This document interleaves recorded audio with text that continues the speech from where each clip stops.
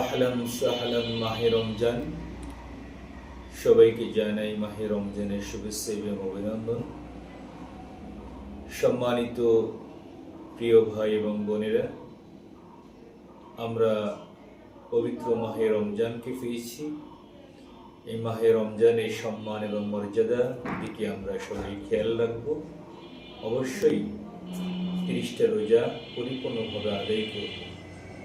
এই সম্পর্কে মহান আল্লাহ রাব্বুল আলামিন মহাগ্রন্থ আল কোরআনের মধ্যে ইরশাদ করেছেন, বিসমিল্লাহির রহমানির রহিম, ইয়া আইয়ুহাল্লাযীনা আমানু কুতিবা আলাইকুমুস সিয়াম কামা কুতিবা আলাল্লাযীনা মিন ক্বাবলিকুম লাআল্লাকুম তাত্তাকুন।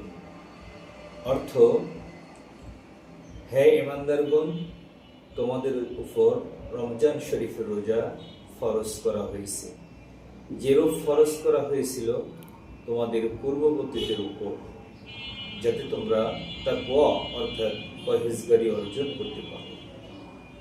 সুতরাং আল্লাহ রাব্বুল আলামিন আমাদের উপর মাহে রমজানের রোজাকে আমরা আসুন মাহে রমজানকে সম্মান করি, মর্যাদা দেই। আল্লাহ রাব্বুল আলামিন 11টি মাস হইতে এই মাসকে সৃষ্টি করেছেন। এই কারণেই এই মাসে মহাগ্রন্থ আল কোরআনকে আল্লাহ রাব্বুল আলামিন নাযিল করেছেন।